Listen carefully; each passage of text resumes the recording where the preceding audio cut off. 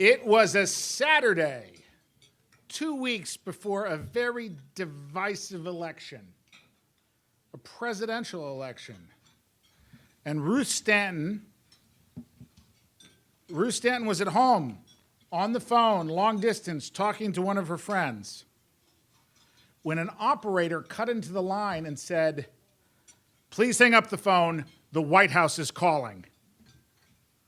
She did, but not before wondering out loud what kind of rude people were running the White House these days.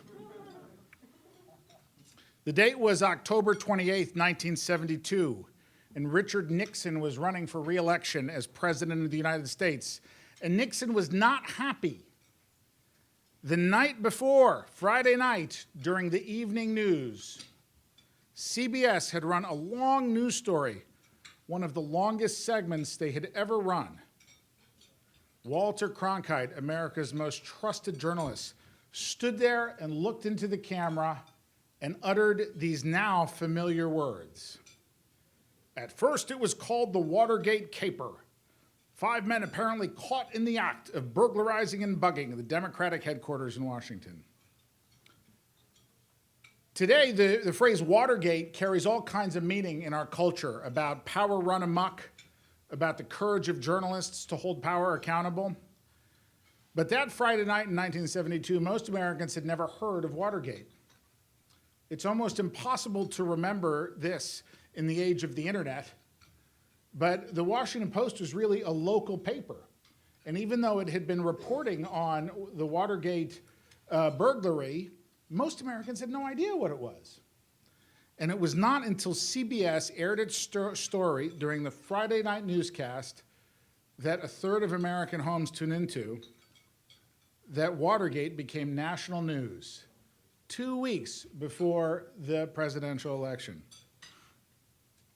So Saturday morning, just 10 days before the presidential election, every American now knows what Watergate is, and President Nixon is not too happy about it.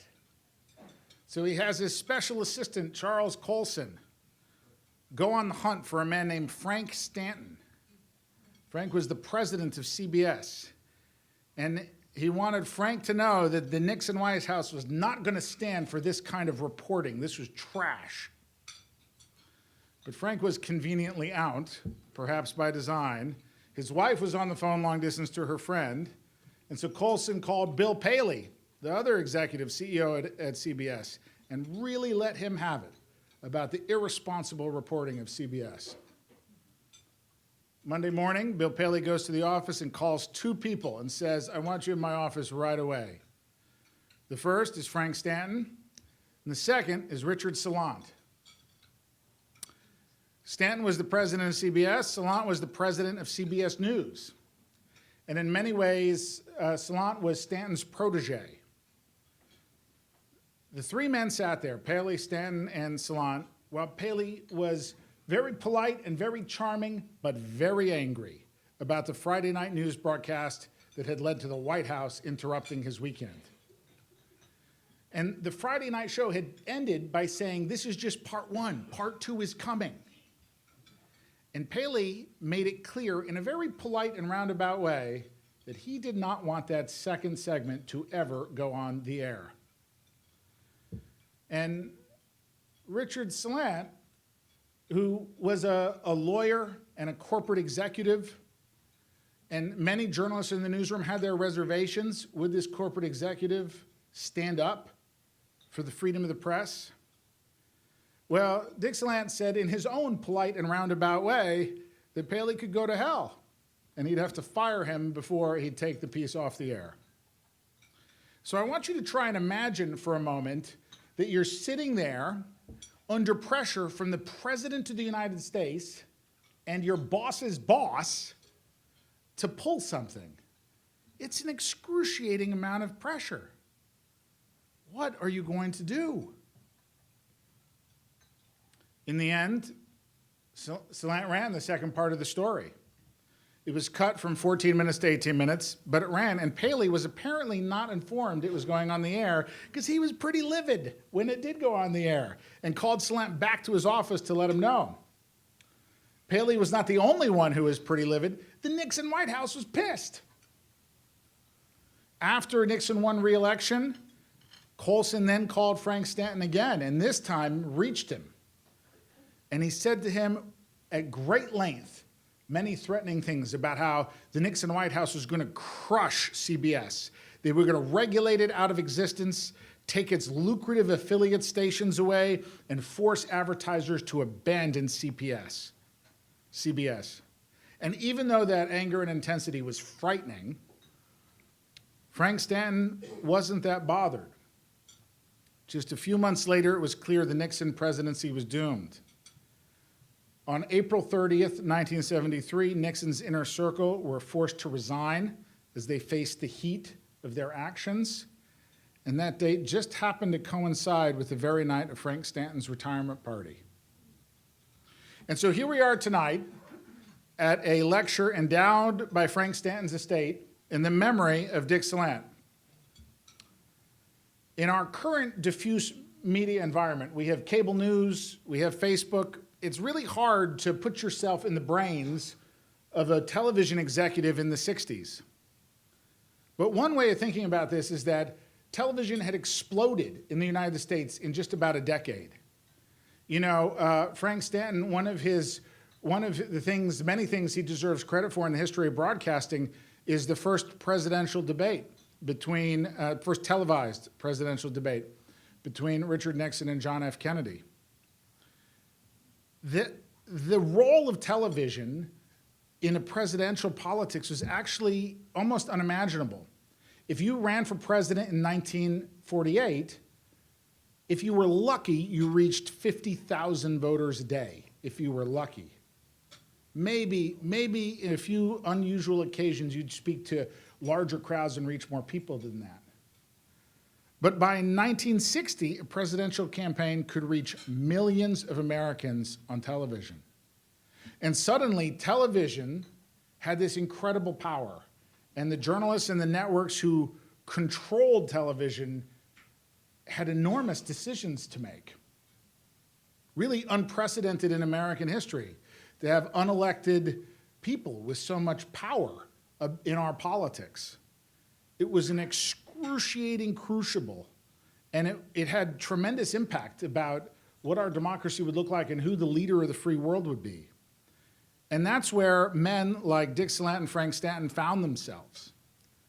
And the amazing thing to me is that they were really businessmen. They were executives, but they were also serious intellectuals who cared about the state of the national discourse and the freedom of the press. Just to illustrate this, as television revenue skyrocketed, William Paley once apologized to shareholders, saying that shares of CBS could have earned an additional 6 cents if it wasn't for news. That among other things, he complained they had to broadcast Winston Churchill's funeral without commercials.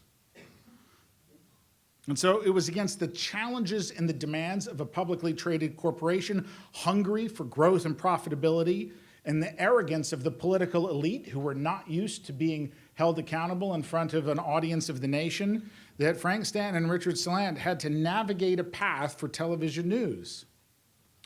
Their path was imperfect, but they had a deep responsibility, a deep-seated sense of responsibility, not only to the public, but to the republic, to the idea of the country. And it's fitting that Frank Stanton later took a really instrumental role in shaping the Kennedy School and the Shorenstein Center in particular. And his legacy lives on today in the students at each table and their commitment to public service. You know, in the context of these two men, I'm really proud to introduce you to Jeff Rosen, our speaker tonight. He's a distinguished lawyer, author, and academic. The LA Times, my former employer, called him the nation's most widely read and influential legal commentator. He's currently the president and CEO of the National Constitution Center and also a professor of law at Georgetown University. You can read all about his bio here. But I want to say a word about why I invited him to speak with us tonight.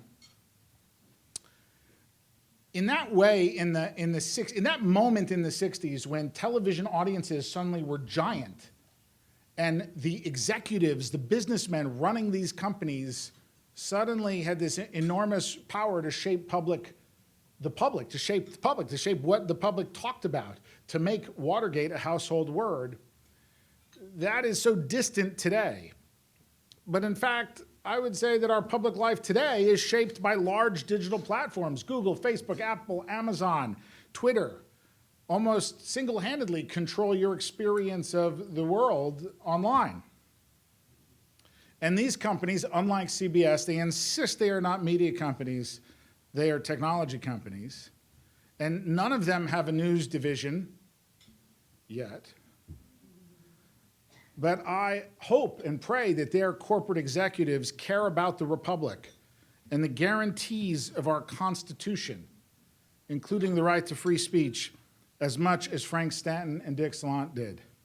I hope that the energy and intensity that Stanton and Salant gave to thinking about their role as businessmen in a corporation and their role as citizens in the Republic, I hope that the executives of our technology companies take that same responsibility just as seriously. And just as those two men found themselves in an unprecedented moment to shape history by their approach to television news, so too do these big technology platforms of our time shape our politics and culture. I want to thank you all for coming tonight. I want to note Elizabeth Allison, a good friend of Frank Stanton, is here with us tonight. And I want to turn the lectern over to Jeffrey Rosen, and I invite you to join me in giving him your rapt and complete attention. Thank you.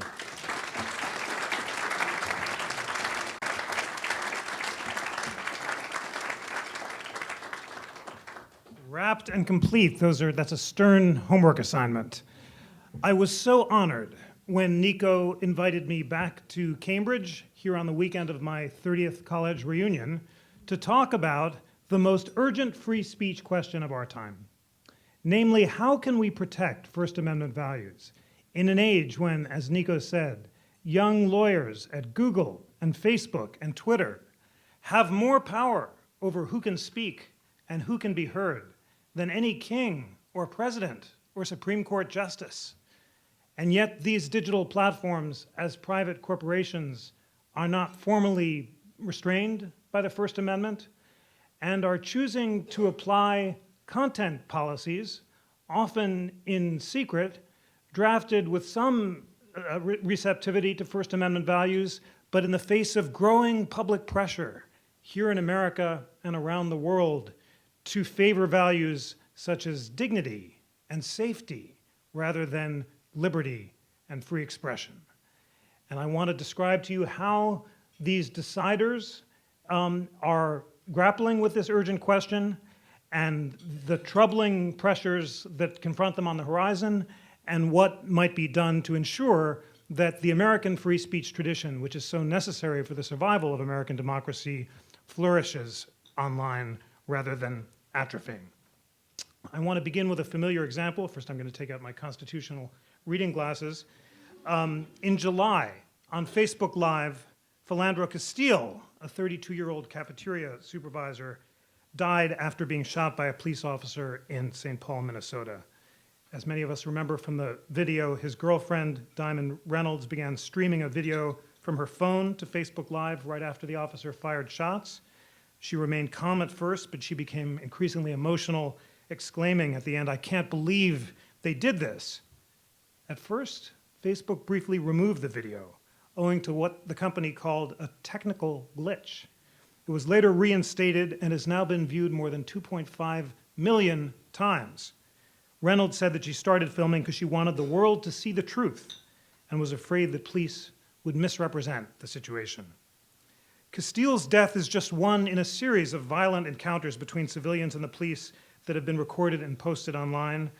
After Castile's death, Mark Zuckerberg wrote on Facebook, "While I hope we never have to see another video like Diamond's, it reminds us why coming together to build a more open and connected world is so important and how far we still have to go." The company stood by what it called a technical glitch and later the correction that enabled the video to remain online, and has never explained what the glitch consisted of or whether the initial decision had been made by one of its content monitors applying Facebook community standards, which promise that Facebook will remove posts featuring violence or graphic content when they're shared for sadistic pleasure or to celebrate or glorify violence.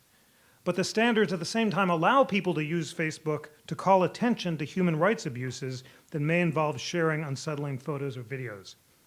The difficulty of applying this very nuanced standard would challenge any algorithm, let alone a Supreme Court justice with months to deliberate. Imagine a content moderator in Islamabad or Dublin or Menlo Park making the decision at a matter of seconds at a time when over 1 billion pieces of content are being shared on Facebook every month, and Facebook receives 1 million requests to remove videos every day. And what if the video had been permanently blocked by Facebook or YouTube for violating its content policies? 2/3 of Facebook's 1.6 billion users say they use the site to get news. Would there be any other way for people to see the videos? More importantly, who should be making the decision? How transparent should the decision be, and what should the procedures for appeals be? And what I want to argue to you today is that although the decisions now are being made with some sensitivity to First Amendment values, all of the commercial pressures that are driving the companies to try to increase their user base will threaten these First Amendment values, and that we need more transparency and more accountability to ensure that the companies are upholding free speech values rather than threatening them. I first became interested in this topic back in 2007, where I had the opportunity to interview for the New York Times Magazine Nicole Wong, who was then the Deputy General Counsel at Google. Her colleagues jokingly called her the decider. This was in the middle of the Bush years, because she was the one who was woken up in the middle of the night deciding whether to remove videos posted by Greek football fans accusing Kemal Ataturk, the founder of modern Turkey, of being gay, which is illegal to say in Turkey, or accusing the King of Thailand, who just died today, of being shown with his feet over his head, which is a crime in Thailand. And it's the middle of the night, and she doesn't speak Turkish or Thai, and multiply that by the 142 countries in which Google does business, and you have some sense of the scale of the problem back in 2007. But that was just the dawn of this internet age. I revisited the question in 2012 in a piece for the New Republic and found that the platforms were evolving from initial content policies that had favored liberty to increasingly restrictive content policies that favored civility.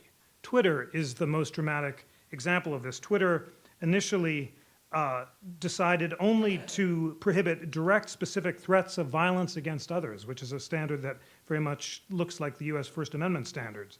But then events like the Leslie Jones controversy, where tweeted racial slurs caused the celebrity comedian to publicly leave Twitter, and also the fact that Twitter's usership dropped for the first time in 2016, led the company to make an about-face, and it now has embraced policies that allow the banning of hate speech that would be protected under the First Amendment, although it hasn't been transparent about what those policies are. Essentially, Twitter, Facebook, and Google are moving from spaces that had favored unregulated liberty to attempts to create a safer space online. And in this sense, the debate about free speech online tracks in interesting ways the debate about free speech on campus. In the process of evolving from platforms of democracy to platforms of civility, the companies are understandably struggling with the sheer volume of speech that they're required to review. In 2016, according to YouTube, 400 hours of video are posted every minute. Facebook is used by over 1 billion people daily, who flag more than 1 million pieces of content a day as objectionable. And every 24 hours, Twitter publishes more than 500 million tweets.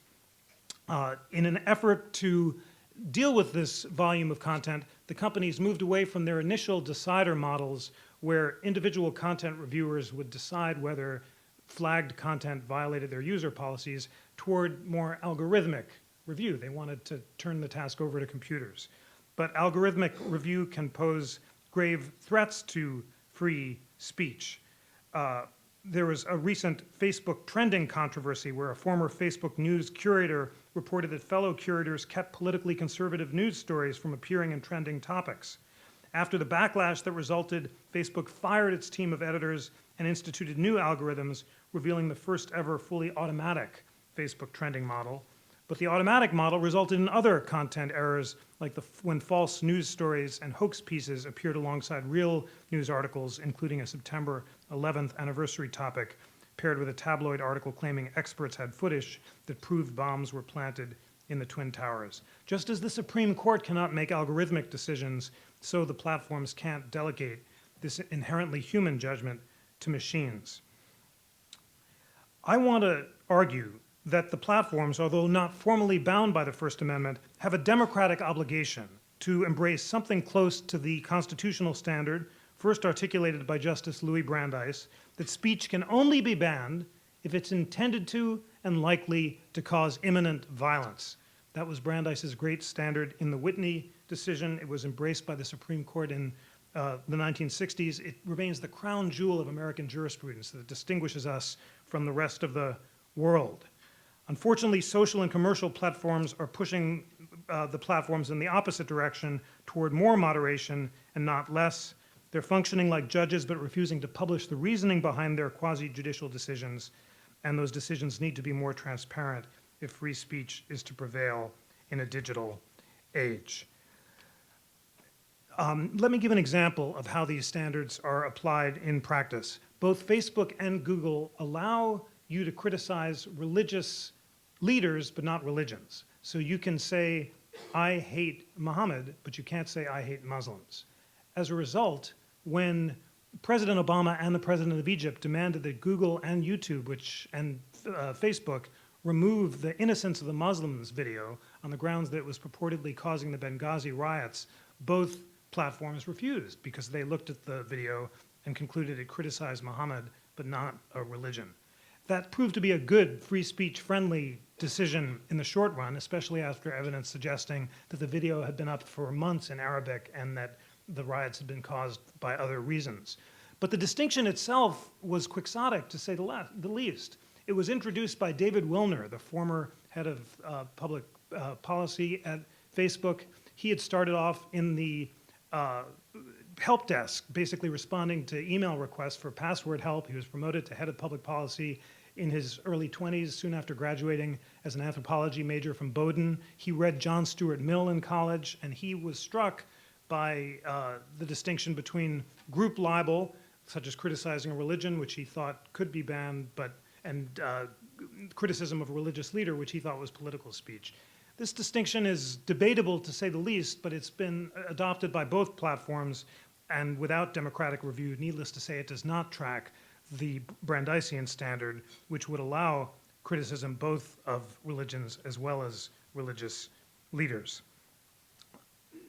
And yet, even those distinctions are being embattled. Twitter, in the face of these commercial pressures, is moving toward greater restriction of hate speech, but it's finding that the effort to do so has been challenging. Even Twitter's new efforts to ban hate speech are being circumvented by users who are substituting anodyne code words for racist epithets, and the struggle to suppress hate speech is being challenged by the volume of the technology. Broadly, the platforms are being pushed by commercial pressures into the error of attempting to accept what NYU professor Jeremy Waldron has called a well-ordered society. Waldron urges the platforms to prohibit the expression of racial and religious hatred, even when there's no immediate prospect they'll try to provoke violence. He's embracing a European tradition that favors dignity over liberty.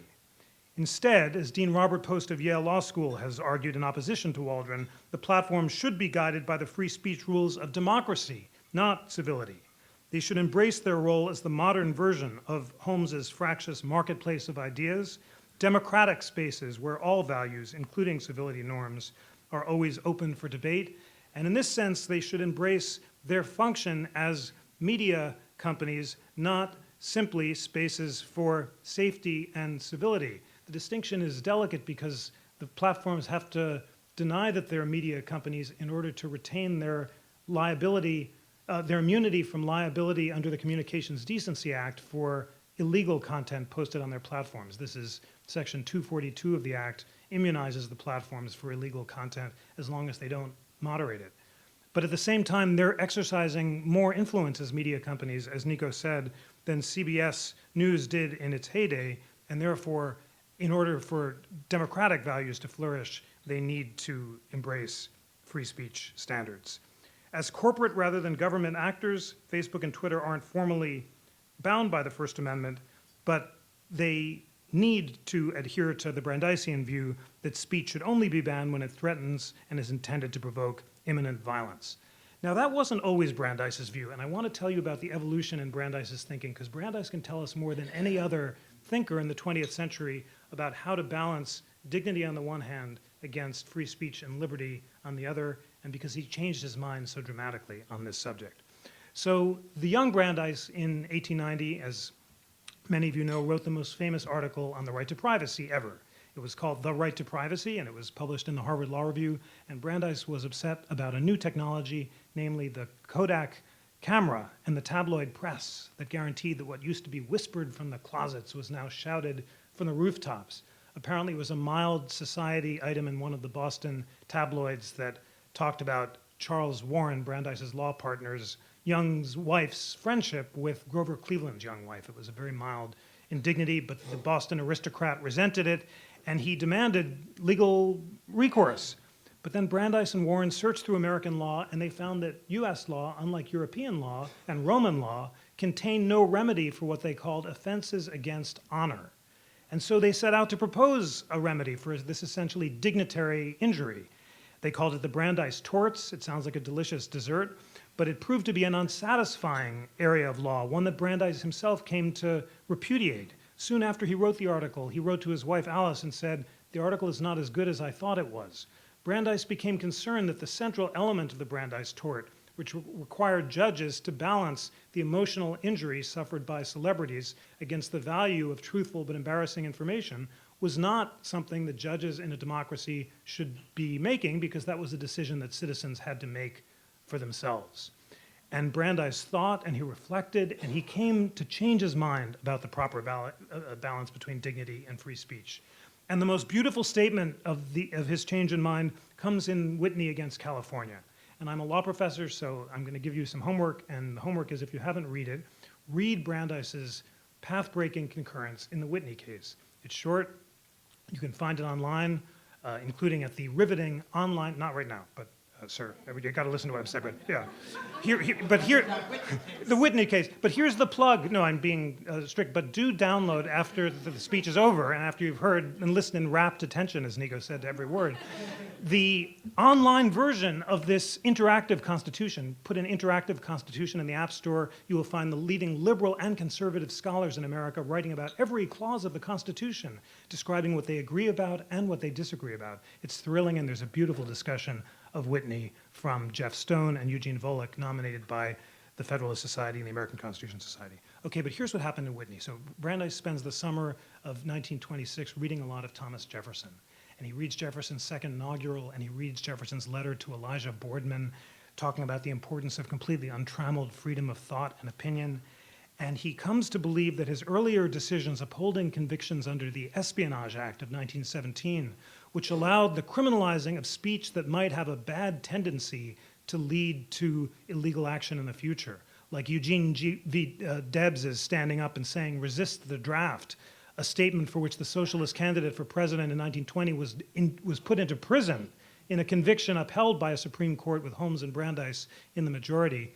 Brandeis came to believe that that was the wrong balance. He was influenced by Jefferson and Jefferson's incredible faith in the natural right of free speech, which Jefferson believed came from God or nature and not government. Jefferson's great faith in the power of reason and the need for citizens to develop their faculties of reason. Jefferson, like the other framers, believed that we all have faculties ranging from passion at the bottom to reason at the top, and only if we engage in the difficult task of self-education can we cultivate our faculties and be full citizens. And Brandeis was also influenced by 5th century Athens, and his favorite book was Alfred Zimmern's The Greek Polis. Alfred Zimmern, the great British Zionist, and Brandeis would give this book to everyone he met. And for Brandeis, 5th century Athens was the apotheosis of the engaged face-to-face democratic deliberation on which the democracy allowed to thrive. So he encapsulated all of this thinking into a few beautiful paragraphs in Whitney.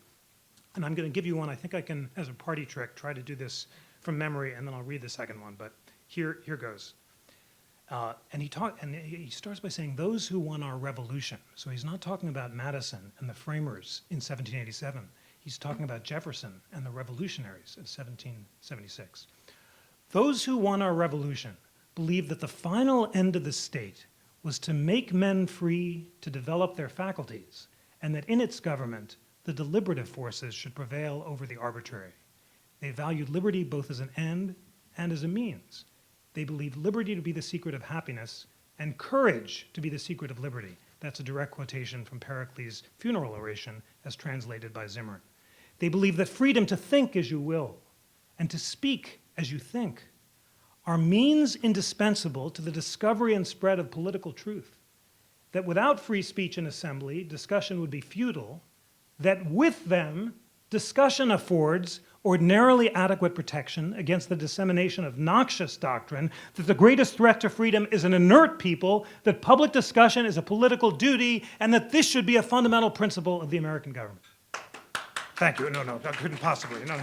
No, but that's for Brandeis, not for me. I mean, you just say, wow, that is constitutional poetry, and you see in those beautiful worlds this profound faith and deliberation, and now you understand the source of the Brandeisian standard, the reason that we only protect speech when it's intended to and likely to cause imminent violence is because as long as there's time enough to deliberate and to discuss, then Brandeis has faith that the best response to evil counsels is good ones, that counter-speech is more appropriate than suppression, and that reason will ultimately prevail. It's this profound Enlightenment, Jeffersonian, Athenian faith in reason and deliberation, and it's just the essence of our constitutional system.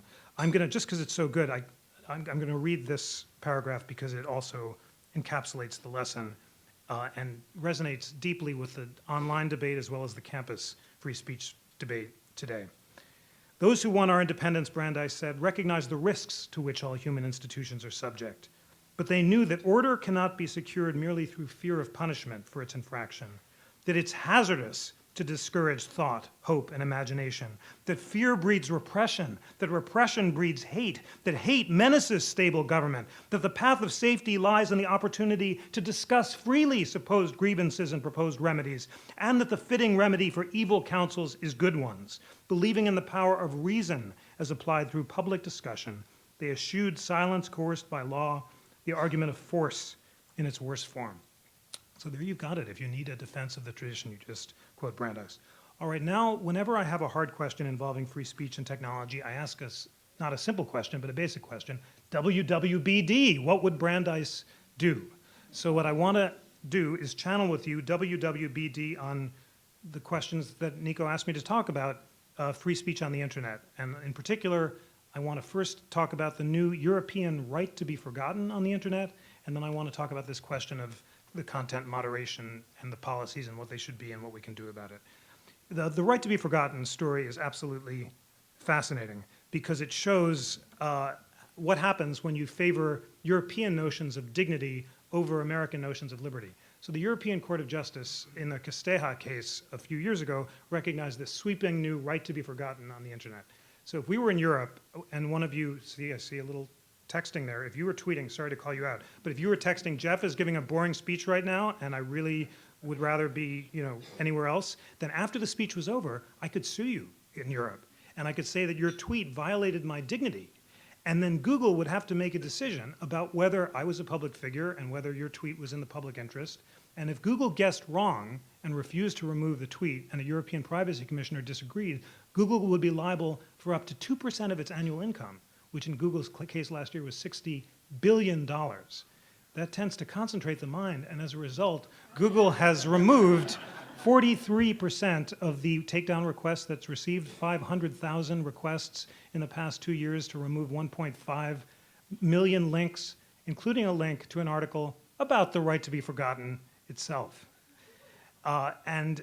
As a result, a great deal of information very much in the public interest has been denied to citizens in Europe. Now, the problem is about to get even more challenging. It's likely that the French privacy court may order Google to engage in global takedowns. So right now, Google is only removing conduct that's deemed illegal in France on google.france. But if global takedowns are ordered, Google has three options. First, it can take things down globally, which it doesn't want to do because that doesn't coincide with its mission of making information available to the world. Second, it could withdraw from France, which it doesn't want to do because it's a profitable market. And third, it could create two search engines, basically google.europe and google.us, and all the right to be forgotten stuff could be removed from google.europe and the US one would be uncensored. That may be the best situation, but if that happens, you will see very dramatically what happens when dignitary rights trump liberty rights. And I think the mature Brandeis, having initially favored dignity over liberty, would have repudiated the right to be forgotten and preferred liberty over dignity.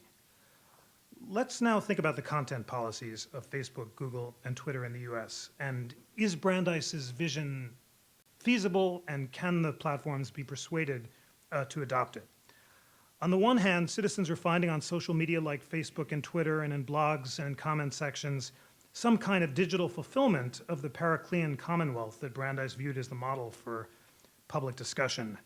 On the other hand, the same web communities are full of idle gossip that Brandeis lamented in his youthful article, full of cat videos and other trivia on a scale that makes Brandeis's concerns about the invasion of social privacy by the Kodak camera look tame.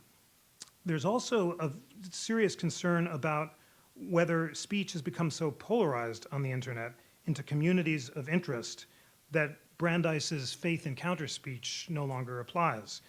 At their worst, there can be internet mobs that create echo chambers that represent the death of public reason.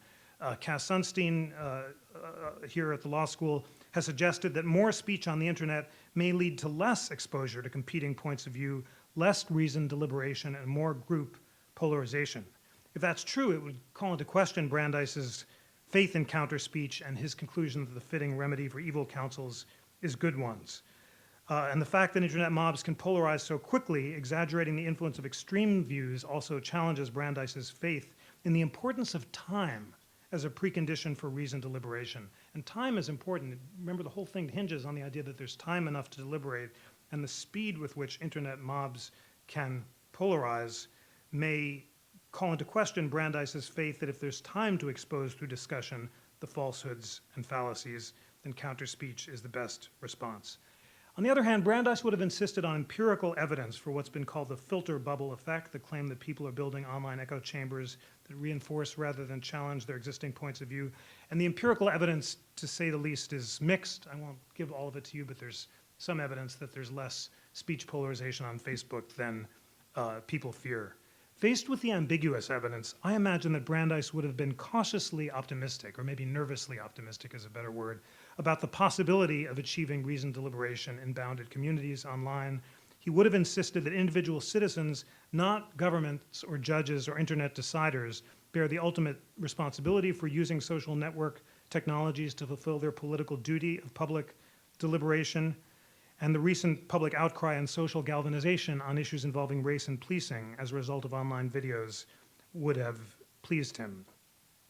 For all these reasons, I think Brandeis would have been critical of the recent decision by Facebook, YouTube, Twitter, and Microsoft to sign a code of conduct formulated by the European Commission, in which they've agreed to review reports of illegal hate speech on their platforms within 24 hours and act on them by removing or disabling access to the content as long as the complaints are precise and substantiated. And he would have insisted as much as possible that the content policies of the major platforms track US constitutional standards. Above all, he would have insisted on greater transparency of content moderation online. The former public policy chief of Google, Andrew McLaughlin, told me back in 2007 that he hoped that growing trends to censor speech at the network level and elsewhere would be resisted by millions of individual users who would agitate against censorship as they experience the benefits of free speech. And there is a very recent high-profile vindication of that hope. That was the case of Nick Ut's photo of the naked Vietnamese child running from a napalm attack during the Vietnam War. Facebook initially blocked the photo because their content policies clearly prohibit nude pictures of children, so it was a violation and a violation of the site's community standards. But in the face of a public outcry and an open letter to Mark Zuckerberg written by the editor of the Norwegian newspaper which launched the controversy, Facebook retreated and put the image back up. In his letter, the newspaper said that if the company failed to correct the error, then it would simply promote stupidity and fail to bring human beings closer to one another. I think that the protest against the photograph and its reinstatement was a heartening example. The decision to remove it was made presumably by human beings. We don't know if it was human beings or algorithms, but it was a technical violation of the standards. But the decision to reinstate it, because the photograph was so clearly in the public interest, is an example of the triumph of reason. I'm concerned, though, that these decisions are not always transparent.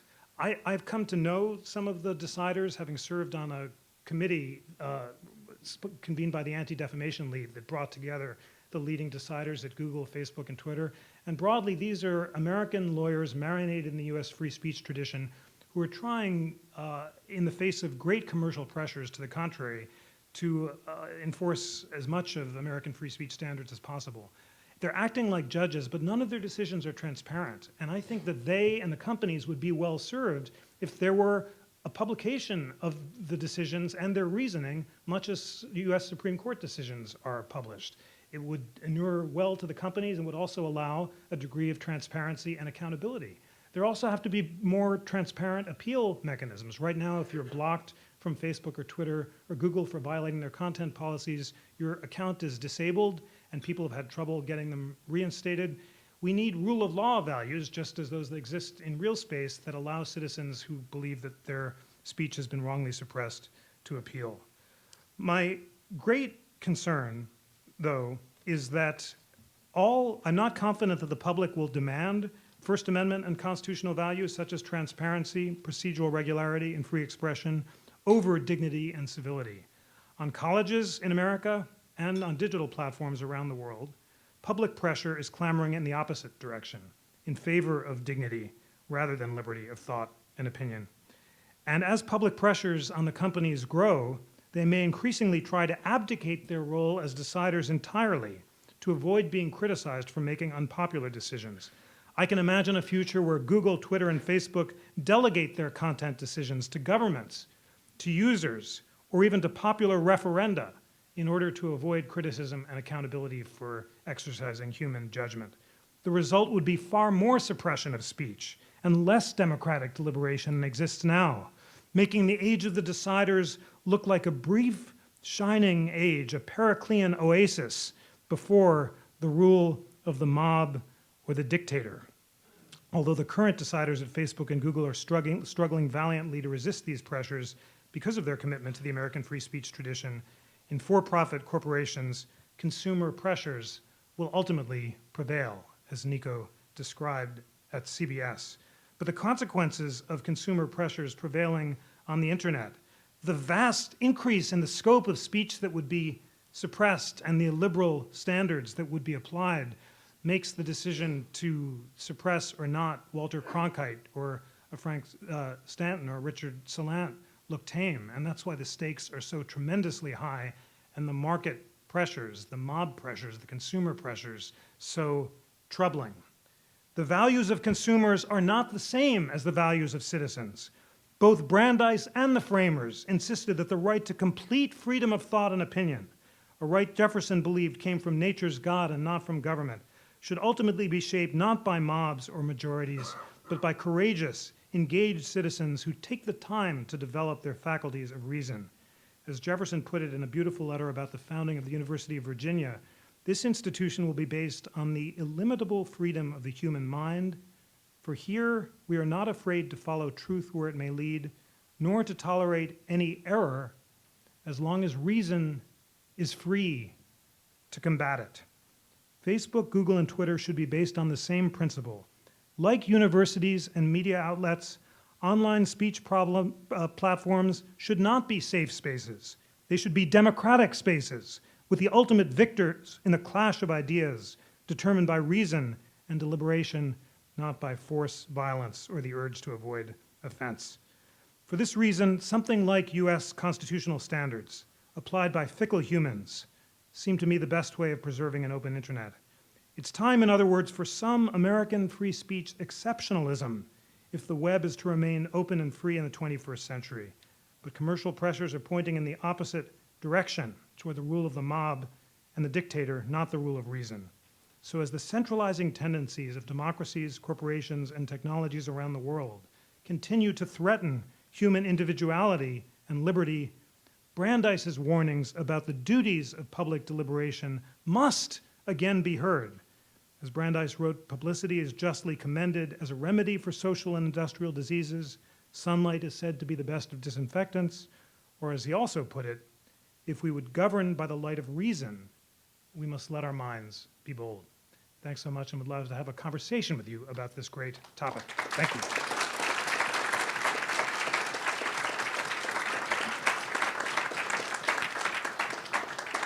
Thank you, Jeffrey. We have time for a few questions and get into a bit of a conversation, and I am going to be prejudiced towards students in choosing.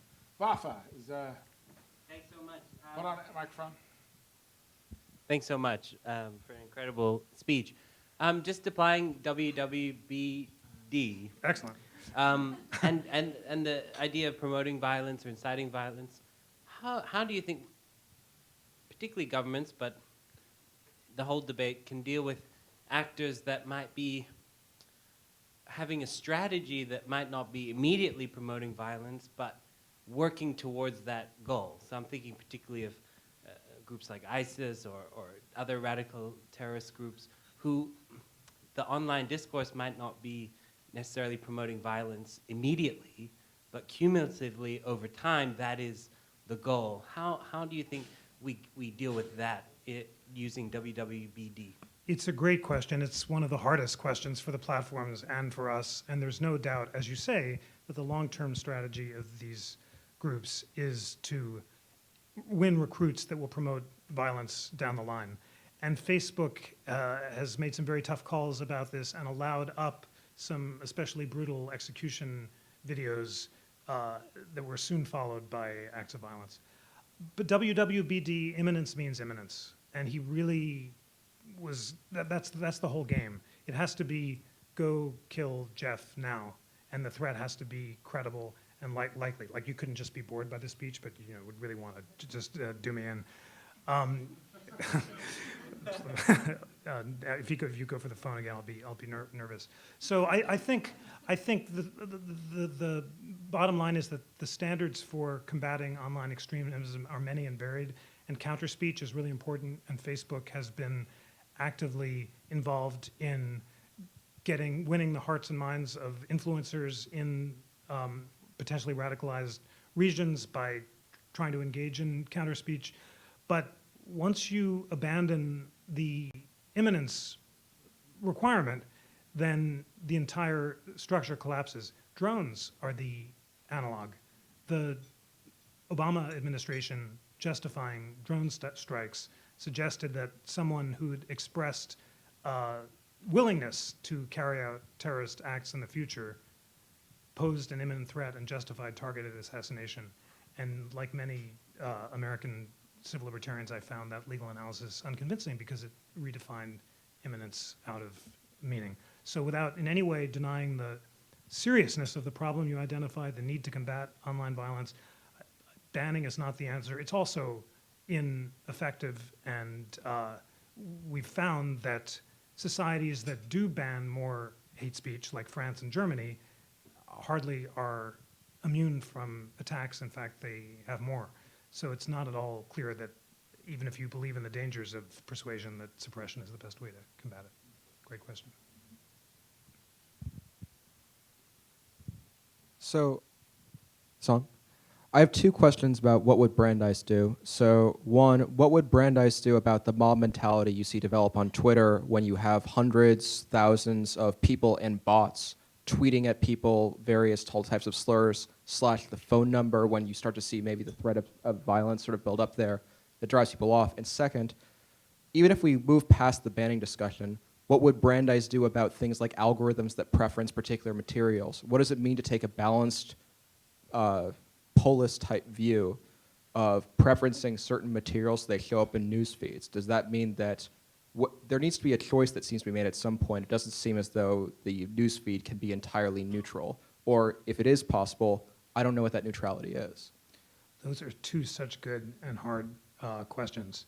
So online mobs are a terrible shaming device, and they represent the death of public reason. And that great New York Times magazine excerpt from the book about people whose lives were destroyed by jokes taken out of context, a single tweet which led to mobs, which led them to be firing, that led them to have their careers destroyed, reminds us of just how brutal the unreason of the mob can be. When it comes to targeted and credible threats, those are already forbidden under the hate speech policies of all the platforms. So if you go, targeted bullying of an individual by name is impermissible. What would Brandeis make of the mobs? He wouldn't have liked the mobs. Is law, what can be done to stop them? It's not, the content policies don't stop the mobs, because when something goes viral, by definition, it is shared without restraint. So I suppose that Brandeis would have looked for mechanisms of reintroducing public reason. So here's a good Brandeisian example. There was a Twitter mob thread called Un bon juif, a good Jew, and it was initially anti-Semitic. Is a dead Jew, is the Jew who's the victim of the Nazis and so forth. Counter speech was introduced, and people started saying that Un bon juif is Einstein, is Gershwin, and it switched. And because of the counter speech, it tipped and became pro-Semitic and not anti. I'm not naive about the ability of counter speech to avoid mobs, and mobs are a terrible democratic problem of the internet that's having broader political effects than merely a hate speech one, and Brandeis would have deplored them. I don't think it would lead us, though, to change the legal standards that focused on only the suppression of direct and intentional violence. On the algorithmic question is really good and really tough as well. And just thinking aloud, I guess I would say, yes, Frank Stanton and Richard Salant remind us of the values of editors and the need to balance, as Nico said, what speech is in the public interest and what isn't. And the objection to Facebook's first was that it was making politically slanted decisions by content moderators favoring liberals over conservatives, and then it tried to replace that with an algorithm, and the algorithm produced nonsense. So I think that I'm very concerned, as I said, that the fear of being held accountable for human discretion, because people have such a suspicion of experts and elites now, that Facebook and Google are deathly afraid that their deciders will make the wrong decision. So moving entirely to algorithms is one option. Another is just delegating it to, as I said, to foreign governments. Let Germany or Russia or China, let the governments just tell them what to take down. That would be the death of free speech. Or let's have a referenda and have the people vote about what speech should be taken down. That's bad too.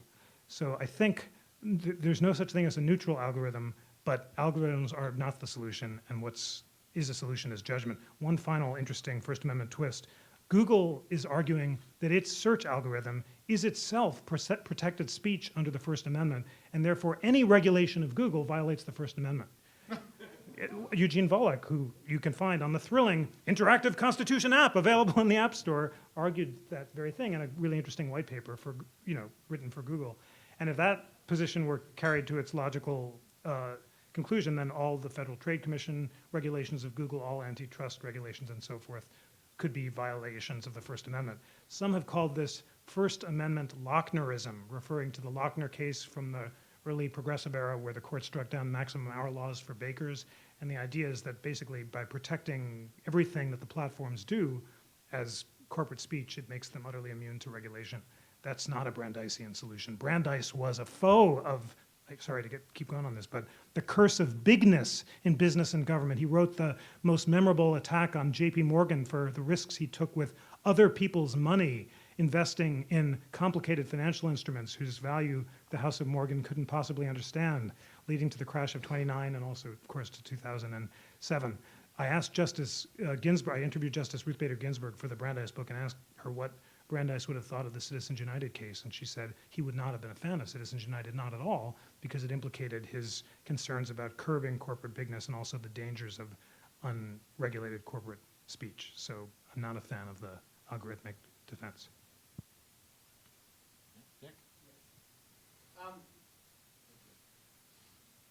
So I just wanted to ask you about any hope you have for the European system versus the American, because it seems like I understand that the particular case, the dominant case by the European Court of Justice had a very odd conclusion regarding the right to be forgotten.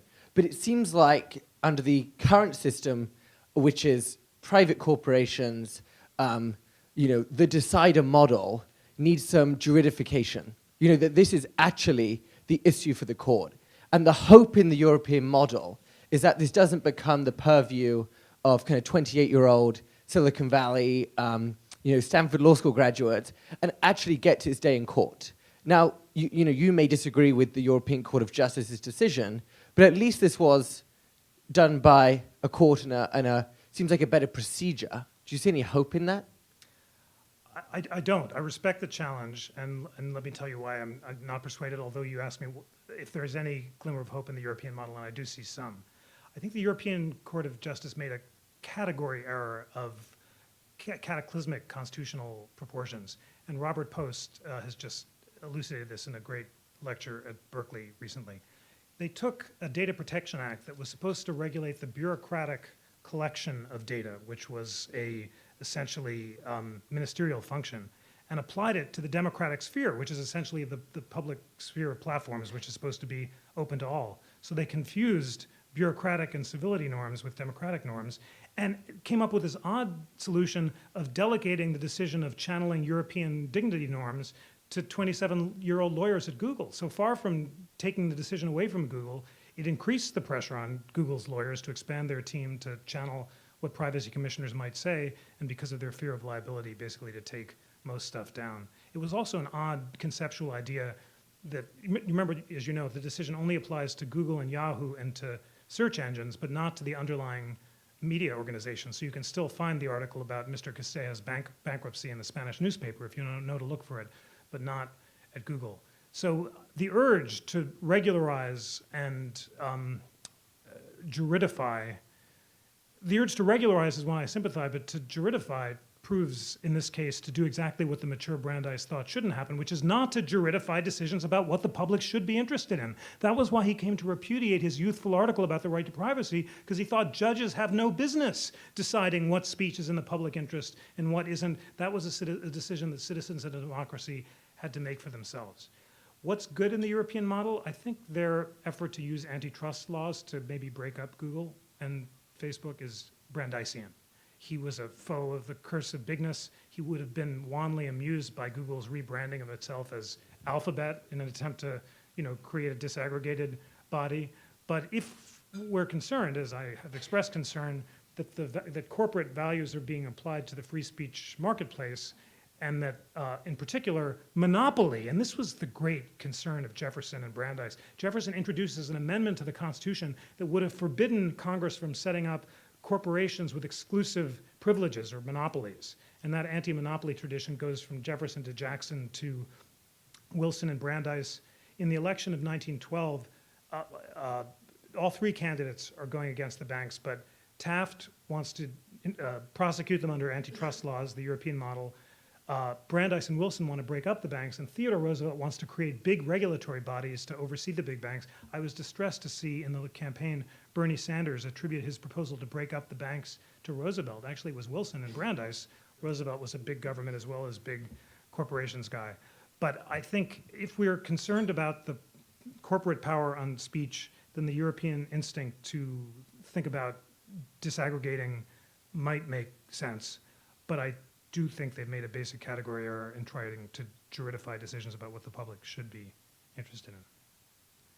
I just have to give a shout out to your great paper too. We talked right before the show, and you're writing about Hugo Black and William O. Douglas, two other justices from the late 20th century who took an even more radical and deregulatory view of speech than Brandeis himself did. And I can't wait to read what you learn about that. Thanks so much.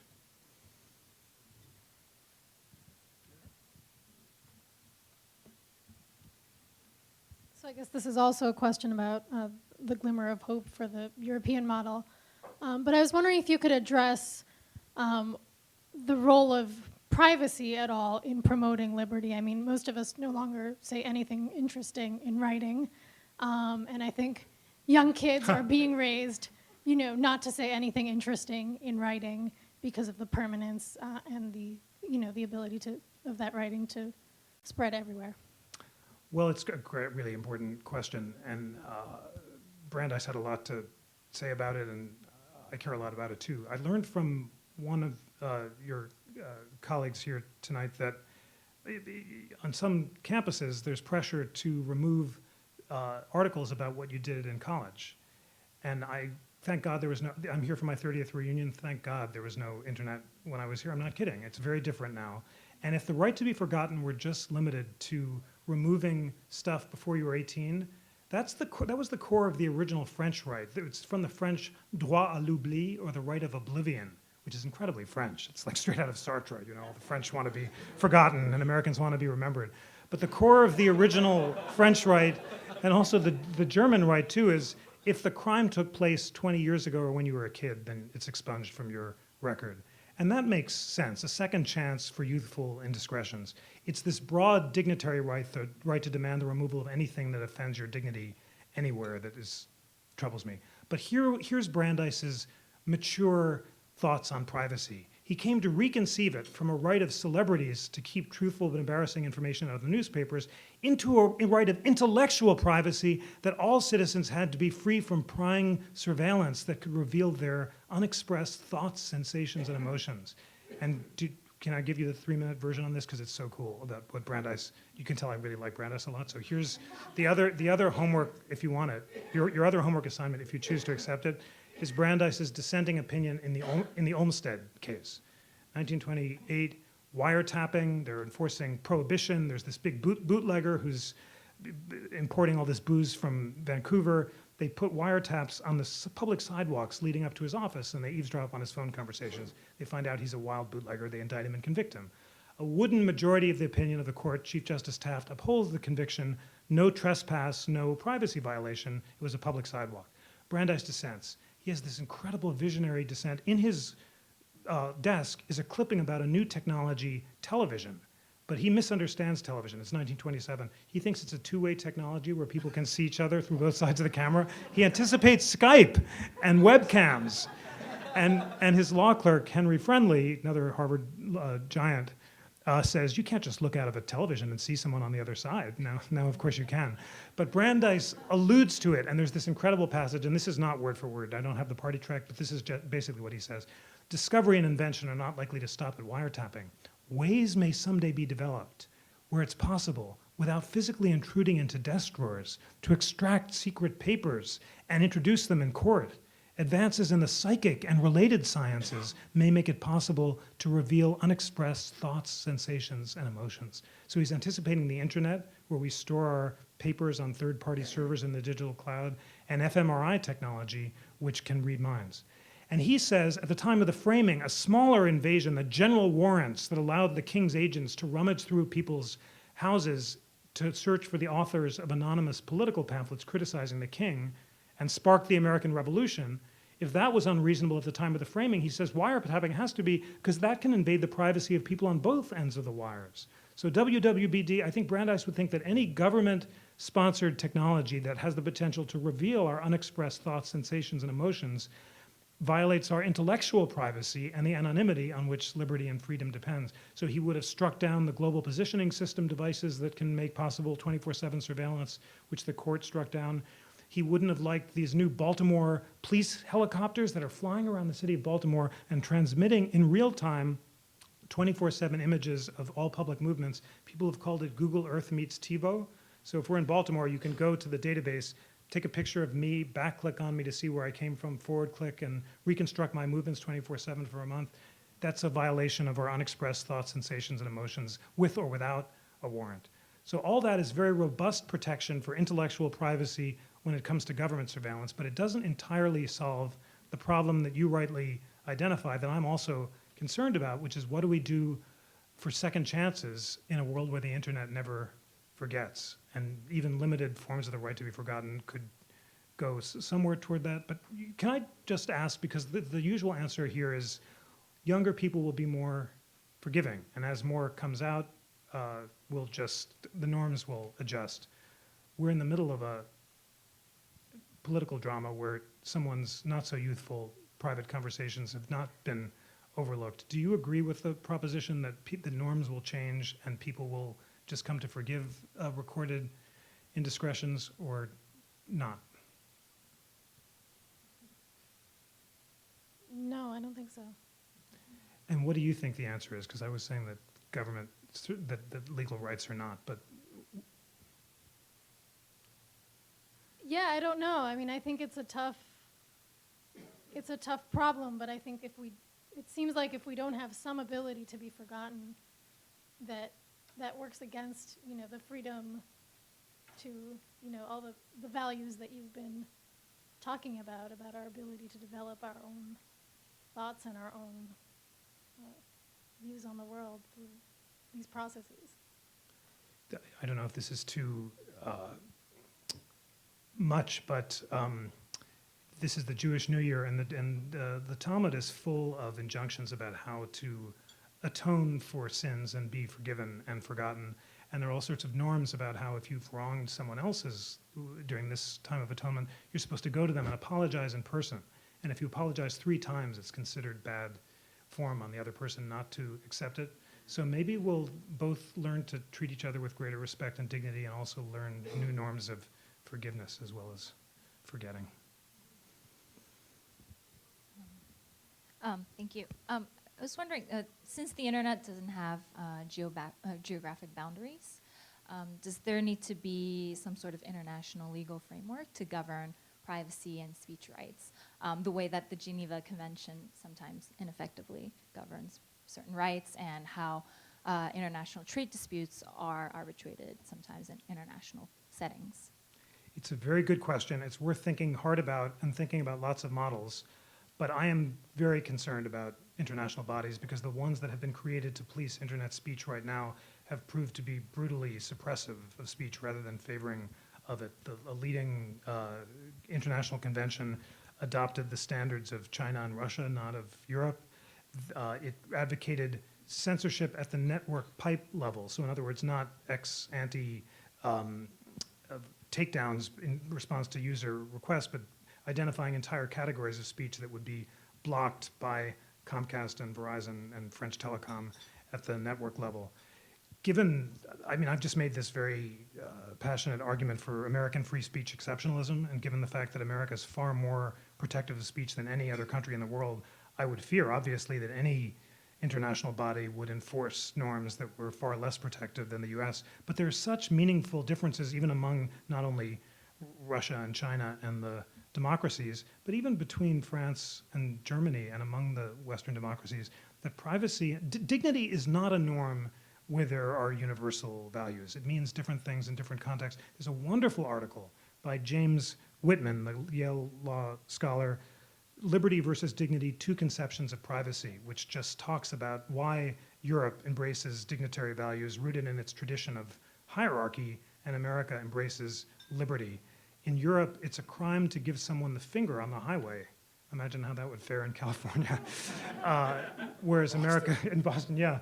Whereas America is much more liberty-based and property-based. So I really, and I've also argued against, your colleague argued for juridification even by the European Union. I think a transnational body would be even more troubling. So my strong impulse here is voluntary adoption of standards that coincide with American constitutional ones, but that's both a tall order, and I know there'll be very great pressures in the other direction.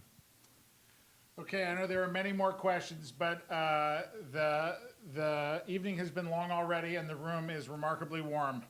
And I've delighted you long enough.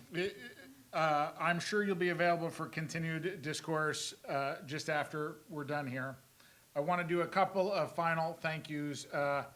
I'm very grateful to Judge Mark Wolf over here in the corner for introducing me to Jeffrey some years ago. Thank you, Mark. I'm grateful too. And a big thank you to you for making the time for us this evening. Thank you so much. Thanks for a great conversation.